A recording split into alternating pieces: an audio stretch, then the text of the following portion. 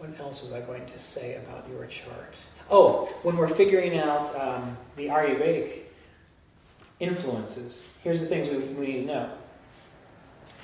We need to sort of make a little list. Are all of you familiar with Ayurveda? Is anyone not familiar with Ayurveda? I'm not great at it. Okay, but you know the doshas, Vata, Pitta, Kapha? Mm-hmm. Okay. So we have the doshas, which represents our natal constitution, the natural state of our body when we were born. And each of the planets is representative of an element and influences the doshas. We can look at a person's chart, and I don't have to see them, and I can tell them what their constitution is going to be, which is very nice. And once you know what that constitution is, you can give them information to help them live in balance with that constitution. Or you can see where their weaknesses are. You know, do you have weak kidneys? Do you have a weak liver? Do you have a weak nervous system? And if you know that, you can recommend measures to help strengthen that. So here's how I do it. I make a little list. I write Vata, Pitta, Kapha. And then I have 3 columns, Vata, Pitta, and Kapha. The first thing I look at is the ascendant. And I think, what is the element of the ascendant? So, Pisces is water. So automatically, water is a Kapha element. So for Elizabeth, I would mark Kapha, 1. Then I would look to see who owns Pisces. So who owns Pisces? Anyone? All 4 of us? Well, Jupiter owns Pisces. Oh, okay. Yeah, Jupiter is the ruler of Pisces. Okay. Yeah. And I see to myself, since Jupiter is the ruler of Pisces, that influences the constitution. Where does Jupiter go? Into Aries. And so what is the quality of Aries? Pitta. Pitta. Because it's fire, right? Fire? Mm-hmm. So now I've got 1 fire, 1 Pitta. Alright? Now I go back to the ascendant and I see what planets are influencing this ascendant. So we've got the sun. What's that? Okay, so Pitta. So we've got 2 Pitta. We've got Mercury. What's Mercury? Is that Gemini? Is that Vata? Vata. Yeah. So we've got now 1 Vata. So 1 Kapha, 2 Pitta, 1 Vata.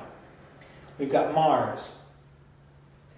Pitta, fire. So 3 Pitta. I got it. I'm counting. Go ahead. Okay.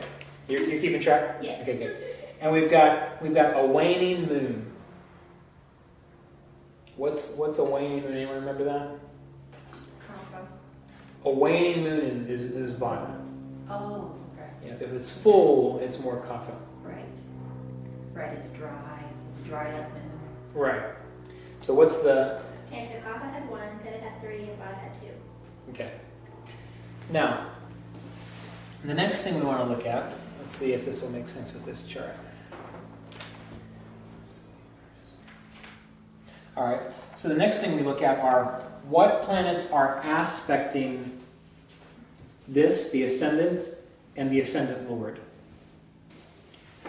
Now this was going to bring up a new point. But first of all, do we see any planets here aspecting? So no planets are aspecting the ascendant lord.